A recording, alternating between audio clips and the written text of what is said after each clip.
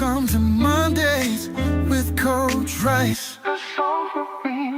It's a brand new week, the sun's shining bright.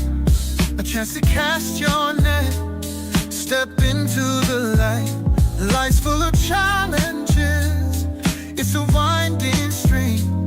But with Coach Rice, you'll find your dream. Welcome to Casting a Net Mondays with Coach Rice, where we reel in holistic health for your mental health and well-being. I am super excited to dialogue about this very important conversation that I have been so looking for someone to talk to about, and that is menopause. With me today, I have a special guest, Deon Hall-Garriques. And I am super excited to talk about one of my favorite subjects of all is menopause, because I am going through it. I have my own summers on a regular basis. So Deon, can you tell us where you're from and how did you choose this particular career path? Because just so you guys know, she is a menopause coach. Yeah, thank you so much, Martha, for having me. It's such a pleasure. This is one of my favorite subjects too, and because I've been there, I've seen it, so many women that I've worked with. So I am in New York City right now. I live in Long Island, New York. I'm originally an island girl, so I am from Jamaica. That's where I'm from, but been in this country for well over 35 years and really made a life here, family and all of that, education. But my journey with health and wellness, I've always I've always gravitated towards health. So I didn't understand it. Like I've always been the one who worked out. I've always been the one who a little particular about what I ate. Didn't know why. It was kind of an innate thing. But I knew earlier on I couldn't make a living off that 30 years ago. And so my aunt, one of my dearest favorite aunt that kind of raised me, she said the best way to make a living is do accounting. And so I never thought about anything else but went to college and did accounting, became a CPA, moved through the ranks of corporate, all the trappings. I'm actually still in corporate, still work a corporate job. But about 6, 7 years ago, I something happened, right? It involved Oprah Winfrey watching her show, and something just happened. It was like that aha moment that they call it, where it's like, are you living the life you want, or are you just existing? you know Mm. and so it was something for me to think about. Long story short, I made a change. During that time, went back to nutrition school, because now it was a thing, right? Like, I'm like, I can actually make a career out of something that is meaningful to me and that I feel passionate about. And so I went and I did a certification in nutrition and holistic health, and became a wellness coach, and was just coaching women, because I had found myself being like that informal coach to women anyway, without being a coach, because I didn't know there was such a thing. But people always came to me for advice on food and exercise and all of that stuff. So I did that for a few years. And then when I hit my 30s, the thing called perimenopause hit, but I didn't even know what it was, right? I had no idea. And so when I started to go through the mood swings, the bloating, the energy, and I'm like, what is happening? I went to see my doctor. They did some blood work. They said, we think your hormones are changing and you're in perimenopause, but nothing else. I honestly didn't know what that meant. I had no idea what it meant. And of course, my doctor wasn't equipped to give me additional information. And so I went about my business. And then in my 40s, I developed fibrocystic breast tissues. And that's when all hell broke loose. That's when Mm. everything changed for me, because then it became serious. I became high risk for breast cancer. I had to get a breast specialist. I had a whole medical team, a breast specialist. I was doing mammograms and sonograms 2 times a year. This went on for 10 years. I'm like, this can't be normal. This cannot be normal. All that radiation twice a year, this just can't be normal. Wow. And I would ask my doctors, like, why? What's the reason? And they're like, well, women of your age, that happens a lot. But why? Can somebody please explain to me what is happening? It's just that at that age, you have these hormonal things going on, but not a lot of details. And so I embarked on my own journey because that was so traumatic for me, right? Because I even had to do these different biopsies. And I mean, Right. my kids were a little bit younger. And then, I'm going through this whole traumatic experience for like 10 years. And all I kept thinking, if I can develop breast cancer at any time and leave my small children. I mean, it was just so traumatic for me to have been experiencing that with no answers. And so I am not good at taking no. I've never been good when they say there's nothing you can do, because they did tell me Right. that it's part of being a woman. And I, now I hear women say that their Hmm. doctors actually tell them that. And I'm like, this was 10, 15 years ago. I was told that. Is that still being told? And yes, it's still being told, because most doctors get 2 or 3 classes when it comes to menopause or nutrition in med school. This is Mm. not something that they deal with. You have to find a specialist. So anyway, I embarked on my own journey and found out that I was going through perimenopause. This is what happens during perimenopause. Your hormones change. These are the symptoms that you experience, and these are some of the things you can do. And I followed a lot of the advice from mostly holistic, naturopathic doctors and specialists, and created a whole plan for myself in terms of how to kind of start healing my body. It took me a while, but I did. And I didn't have to do medications in order to do that. And so once I did that, I said, but wait a minute.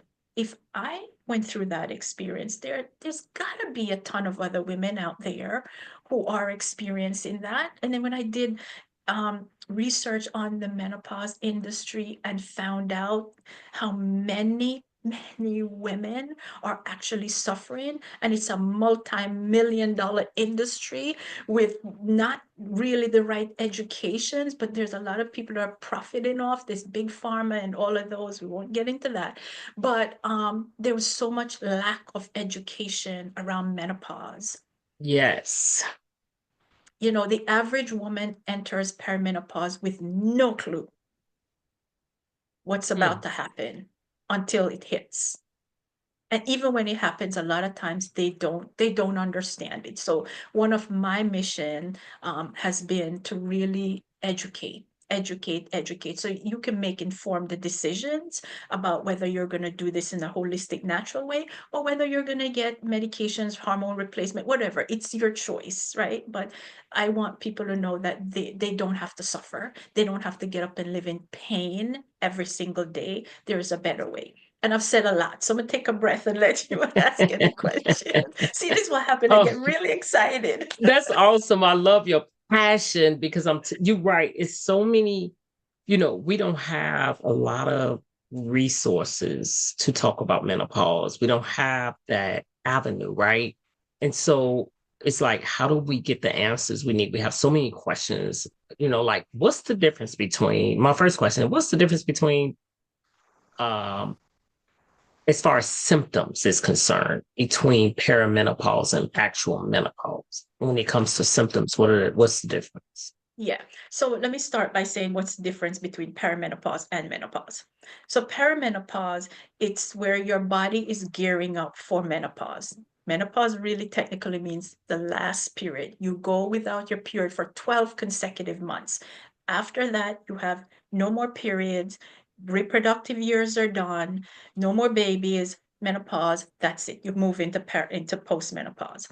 Perimenopause can go on for 10, 15 years. So it usually starts around mid 35, and it can go up to 50, 51. It varies, right? Some women have late menopause. In terms of the symptoms, they're very similar, right? During the perimenopausal years, some women have very high estrogen. Like that was what I had during my perimenopause, which is one of the root causes of my fibrocystic breast tissues. I Mm. was estrogen dominant, right? Estrogen and progesterone are two key hormones in a woman's body. They're like yin and yang. They're supposed to be balanced. If one is higher than the other, you're going to feel some symptoms. One is low. So my estrogen was way higher than my progesterone. I needed to get it in balance, and that's what creates the symptoms. Symptoms are, so in perimenopause, you have all these different hormonal changes happening. And the symptoms are very similar to menopause. One of the difference with being in menopause is that your estrogen tends to be lower. So in perimenopause, it goes up and then it declines. And so once you get to menopause, you may hear a lot of women complain about vaginal dryness, joint pains, brittle bones. That's why at that age, it becomes so important to make sure you're getting the right nutrients or whatever you need to keep your joints healthy, because the estrogen is less. Estrogen as for a woman is what keeps us moist and supple, the bones, the joints, and other places, our skin, right? So at that point, you're having a decline in the estrogen. And also, hot flashes tend to decline when you get into menopause, once you are in menopause, Oh, right? So it's not forever. I mean, very rare you'll see women getting hot flashes into their 60s, 70s. It peaks in perimenopause and kind of goes up once you hit menopause, and then it just kind of comes down. But the symptoms can be the same, they just have a different scale, right, on the spectrum. So for example, research states that there are about 34 well-known documented menopausal symptoms, perimenopause and menopause. Other studies say there are hundreds, right? But I'm just going to stick with the science because I love the science, because I'm not a doctor. So I like to speak right. the science based on what I have read and what I understand. So from those 34 symptoms, a lot of them are the same in perimenopause as they are in menopause, but different degrees. Okay. Does that So make sense? that makes a lot of sense. You know what's interesting that you said when you're in menopause, how hot flashes tend to go down. They don't Yes. appear as much, right? So you really could be in perimenopause for a while Yeah. Oh, yeah. and I not even have and thinking you in menopause. Yes, yes. And so, because sometimes women don't really know the difference, right? Right. But hot flashes is the one of the probably the most notorious symptoms. But honey, there are so much more. When I learned about heart palpitations, that people actually check Hmm. themselves into the emergency room, think they're having a heart attack when they're having heart palpitations, which is one of the menopause symptoms as well. So there Now, are how okay, go ahead. I'm sorry. No, no, no. I'm just saying How you would can never think you would never think what? that the heart palpitation is related to menopause. No, you wouldn't really, not at all. Not Yeah. at all. So how would a woman know her weight gain is coming from menopause? Because oftentimes, weight gain come from many things, but Yeah. how will you know if it's coming from menopause? Yeah. So make all things being equal, during that menopausal, perimenopause period, I talked a little bit about the hormonal shifts. Mhm. Now, in a woman, estrogen is king, queen, whatever you want to call it. Due to that shift in hormones, our weight tends to shift. And one of the areas that it shifts the most is around the midsection. Hmm. The midsection has more fat tissues than any other parts of the body. So when you gain weight, everything tends to kind of gravitates in that area, right? So the belly fat, hormonal belly fat or menobelly, right? And that's a result of the hormonal changes. So if you're not really actively understanding what's happening and taking steps to prevent that, it's just going to happen. And then you're going to wake up one day and go, what is this? Right. Right. So that is mostly due to, unless you were a little bit some women are have a little bit of weight before menopause, but if you notice during menopause is starting to come, it's definitely that hormonal shift. But it's not all women get it, right? Maybe because I knew a little different, so I took different steps. And that is why I just created this new freebie called 5 Secrets to Lose Menopause Belly Naturally, or belly fat, whatever I call it. Okay. Because I noticed that it was one of the big complaints I hear from the women I work with. Like, it's a big struggle, right? And so I developed that freebie just to give away, because it's a Awesome. big thing, right. So yeah. Did So let that me ask answer you, your question? yes, it did. Yes, it did actually. What was I gonna ask? I have so many questions because this is a subject that's just been so deep in my heart. It's like I can't control my thoughts right now because I'm like, oh, this is exciting. I'm excited on one hand and Yeah, what are your very own elated, questions? very elated about this conversation. So, what natural what are the natural things you can do to help with menopause? Because a lot of times everybody want to give you medicine. Yes, yes. And let me just say, and if that's a path that a woman chooses, that's completely fine, because there are different degrees of symptoms. Mm, So because I am a holistic coach, I am not a doctor. So I'll talk to women and see what works best for them, my assessment. But from a natural perspective, I always say make that be your first line of defense. And I'll get into some of that. Make it be okay. your first line of defense. And then if that doesn't work, then you see your doctor, and then, you and your doctor can decide what other options are right for you. Okay.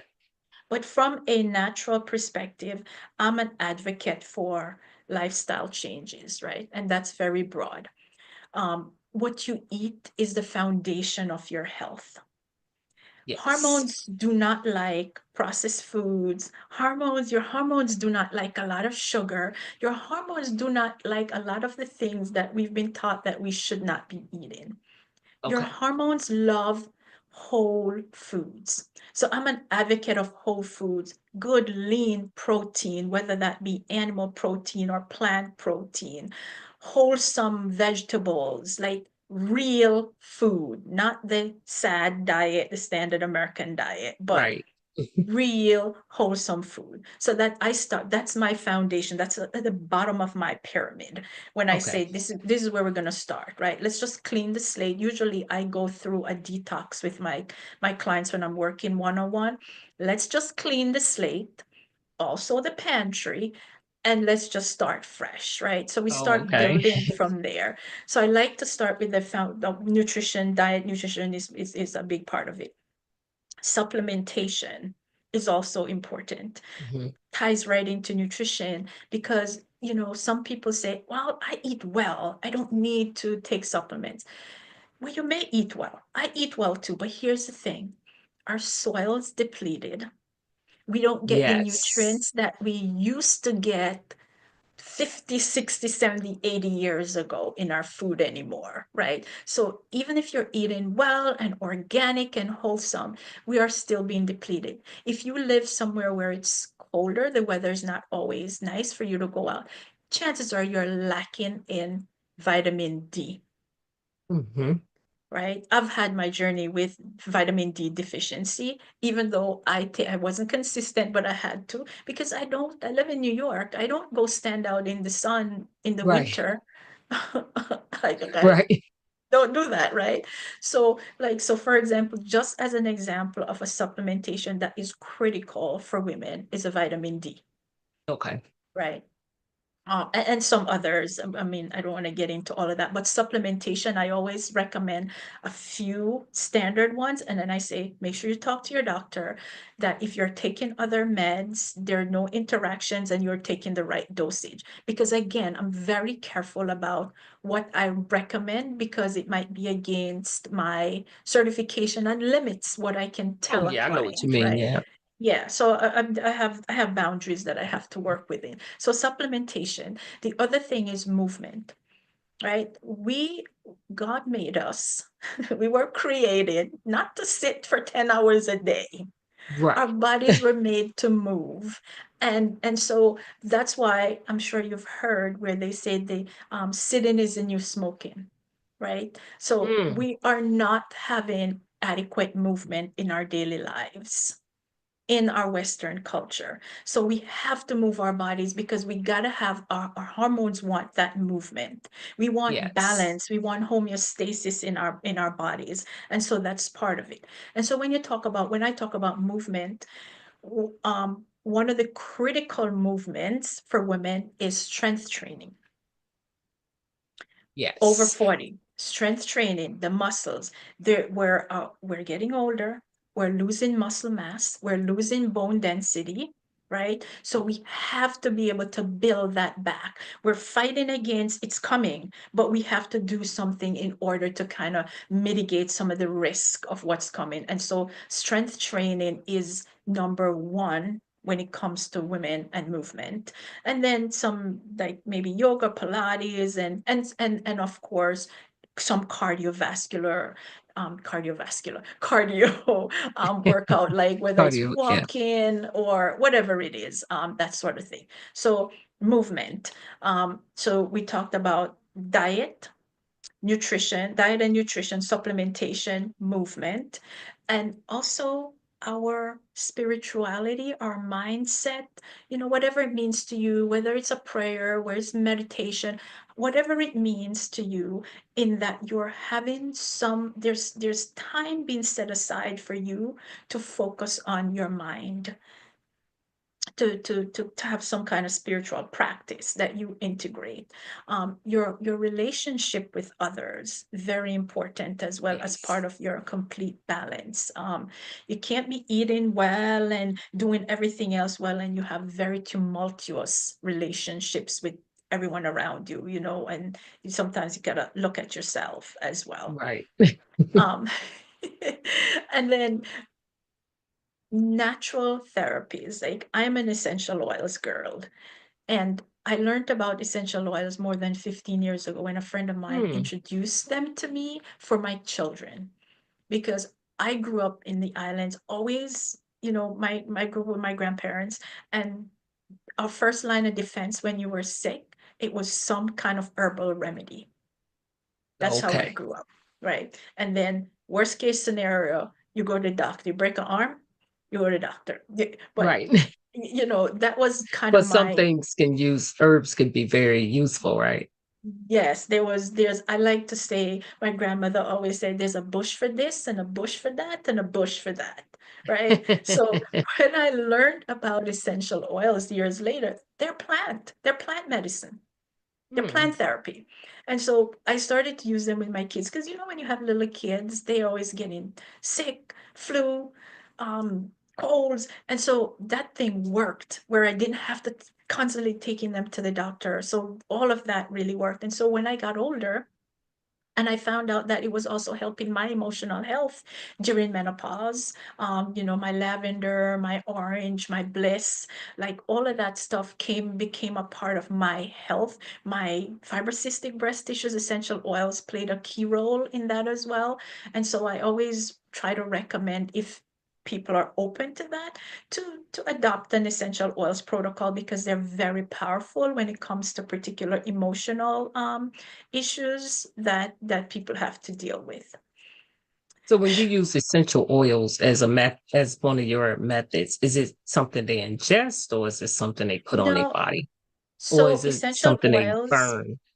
yeah, so essential oils, the quality matters, right? High quality essential oils. You can, for some essential oils, very few, very high quality, you can ingest some. Um, the best way, I always say, because some people may have allergic reactions, you can diffuse them or you can apply them to your skin. Applying them to your skin, you need instructions. You have to use a carrier oil, like a jojoba oil or fractionated coconut oil, in order, because sometimes people are sensitive to them because they go in through your skin and they hit your brain cells. They're like Hmm. medicine, really, if you get the good quality ones, not the ones they sell in the retail Right. stores for 5 for $10. All the Oh, stores okay. will remain This is a nameless. high quality type, really, that you get a certain Yes. brand. Yes, yes. Okay. And so I'll just give you a little bit of example of how I use them. So when I used them, when it was a part of my therapy for my breast tissues, I would dilute them with my fractionated oil and massage them into my breasts. Like you Mhm. massage them. Same thing if you have a fever, you can massage them on the bottom of your feet, like oil of oregano, tea tree oil, rosemary oil. Those things are good for fevers and colds. Mm. You rub them on your back and your chest and that sort of stuff. Diffusing is a really nice way to, in different scents, whether you want it in your home, how you want to feel. Like orange is very nice, like in the day, because in the mornings it's very energizing. It uplifts your Okay. mood. And so you can use it a variety of ways, but it's a whole other conversation. I know, right? I got to get you back on for the essential oil. Whole No, other this is class. what is a good, like, what do you do for essential, as far as essential oils? What will be a good combination for menopause? So any of the citrus oils, because they impact your mood. So lemon, or depending on who makes the essential oils, I'm associated with doTERRA, so they have one called the Orange Bliss, Mm. Citrus Bliss, I'm sorry, and then there's lemon. So any citrus oils are great for mood. Lavender is also very nice. And I think most people are familiar with lavender Yes. anyway. Yeah, but those are the common ones that people like. Peppermint is very uplifting also, for in the mornings. Yeah. And then they And have so, some nighttime ones that I really like for sleep. There's also oils for sleep. My favorite okay. is Serenity. Okay. Um, yeah. Yeah, because a lot of times menopause affect how you sleep. Oh, yes. That's a big, big That's part a of it. big one. That's a big one. Yes. That's a big one. A big Oh one. yeah. Because you like constantly like putting covers on, taking them off, putting them on, taking them off, and it just interrupts your whole sleep. Exactly. What advice would you give for that? For the hot flashes, it sounds like. Just Is what that you go through when it comes to sleep, your to restlessness. sleep? Yeah. So and I've done quite a bit of my blog articles where I tackle that subject so many times. Um, but a few things. So first of all, you have to have your room at a certain temperature, right? I mean, it might be because I Yes. have a friend, quick story. They have a bed that I guess they have these beds now, where you can adjust the sides, like I'm on one side, Yes. you're yeah. So she has a cool side and he has a normal side. She has a fan on her side of the bed, he doesn't have a fan on his side of the bed. So sometimes you have to kind of do things because again, that's your body telling you that the hormones are out of balance, right? That's one of the effects. Hot flashes is a result of the hormones being out of balance, right? So if that's what you're experiencing and you're trying to fix that, so I'd say the first thing is just make sure you have nice breathable sheets, you're sleeping in breathable clothing. Mm. um Diffusing essential oils maybe an hour in your room before you go into bed, ones that are induce sleep. That's nice because once you get in there, it feels good. Maybe even diluting some essential oils on your pulse points. Honestly, for me, that's what works the best. Just putting it Okay. in your pulse points because it should, you have pulse points all over your body. So I Right. like to put it here and on the neck area. We have a lot of lymph nodes in our neck area. So the neck area is a really sensitive place that it can get absorbed into the bloodstream like right away. um have a nighttime protocol, whether it's a hot bath before bed, a nice soak, with Epsom salt or some essential oils again in your bath, and have a consistent bedtime, because a lot of women, a lot of us, I'm guilty of that sometimes, so we don't have a rhythm when it comes to our sleep time. And people think they can make sleep up. There's no such thing. You miss it, it's gone. When you Oh say think you're yeah. making it up, that's because you're You're still really not. tired. You're not making it up. It's gone. So having that consistent rhythm for your bedtime, because the other thing is, our circadian rhythm kicks in at a certain hour. And if we miss that time, they say it's 12 o'clock. If you miss that time, then you don't have a chance to have that circadian rhythm. Mm. So establishing that consistent bedtime, go to bed at the same time, wake up at the same time. Even if you're not sleeping, like I try to make my way in my bed at 11. I'm supposed to be in there at 10:30, but don't always Girl, I'm happen. in bed way earlier than Good for you. Good for you. I'm Good for like a you. kid.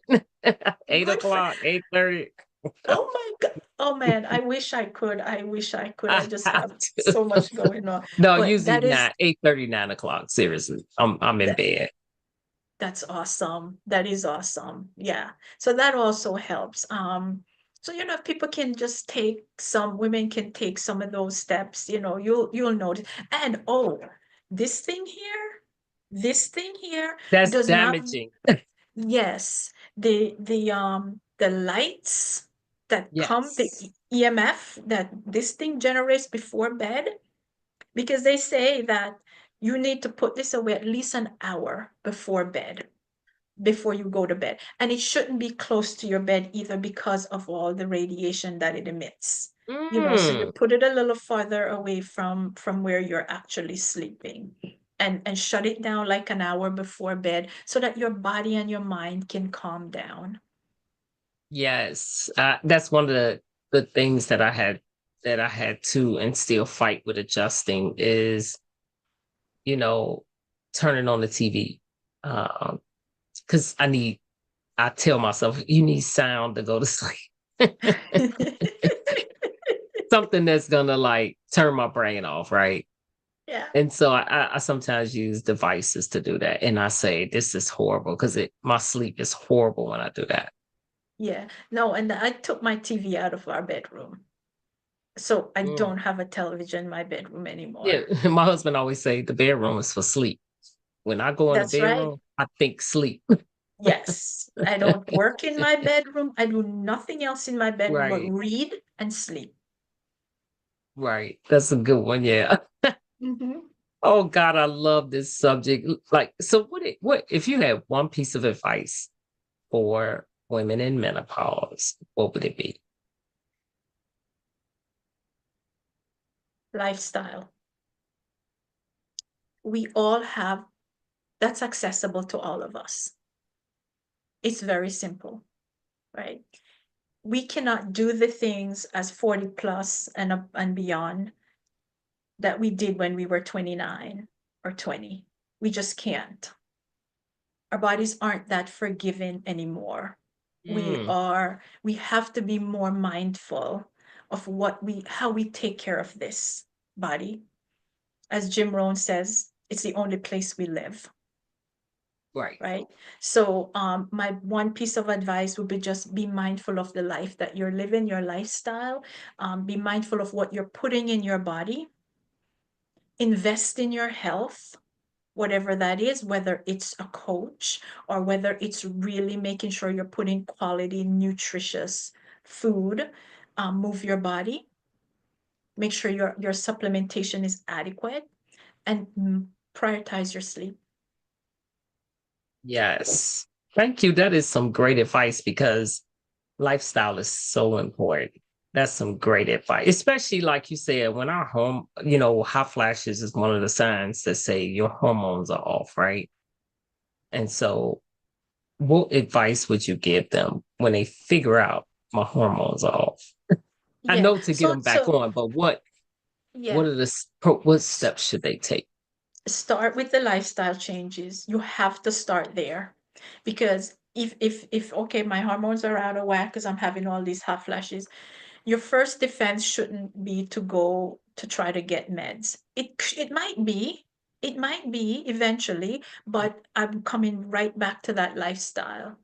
Okay. I'm starting with nutrition. So if that is happening to you, your hormones are definitely off. Start with your nutrition. If So be you've done careful with the all you can, sugars, the sugars, the processed foods. Look, processed we food. Yes, at our age, we don't need to be eating all that sugars. We don't need to be eating all that processed foods. All of that stuff need to be kept like for special Yes, occasions or limited, right? So that's my first bit of advice. If say, what should I do? Yeah, great advice. Deon, this has been such a pleasure to have you on the show and to talk about menopause. And because we all experiencing as women, we all have, I know I experience hot flashes, and that lets me know that, and I don't, I eliminated processed food and try to figure out when I eat how my body reacting to it, things of that yeah, nature. Uh, yeah, but I know I have to be mindful of my sleep patterns. I have to make sure yeah, I wise up on that part. But yeah. And make sure you're but moving. Make sure you're oh moving yeah, because I they definitely go all to the work gym. together. Yeah. Yeah, I'm definitely at the gym. That's why I go to bed early. So I can get to the gym in the morning. To the But gym. yeah, lifestyle is important. And Mhm. like I said, I am so grateful that you came on. And it's a lot more we can cover with menopause, I'm sure, with especially with the essential oils and things of that nature. But can you tell the audience how can they reach you? Sure. So I can be reached at my website is balancebeyond40.com. My email is Dion at balancebeyond40.com. My Instagram handle is balancebeyond40. My Facebook handle is balancebeyond40. Everything is balancebeyond40. And if I can offer, I don't know if you want to put this in your show notes or whatever, that Oh free yeah, gift that I absolutely. mentioned, the 5 secrets to shedding stubborn belly fat for women Yes. over 40 naturally. I would be happy to give that resource out. Yes, please do. Absolutely, please Yeah, do. And I just want to say thank you so much for coming on the show to talk about this. It's always yeah, good to get information that's important to our health, especially as women, because we do yeah, so much. We're nurturers and we take care of so much and so many people that we sometimes forget about ourselves. yeah, And so I just wanted to say thank you so much for coming on. And I just want to say to the audience, thank you so much for listening. If you feel that this episode was helpful, please do share and subscribe to the channel because you never know what you may be missing out on. Like she has a free resource that if you didn't subscribe to the channel, I promise you wouldn't know about it. And sometimes yeah, a lot of times they offer free information and free resources. So I just this is what the show is for. It's for you as the audience. So do share and subscribe to the channel. And thank you so much for listening. We are signing off. It's your time to shine. Your journey to chart. Coach Rice wisdom will heal every heart. So join us now. Let's make life suffice. Welcome to Mondays with Coach Rice.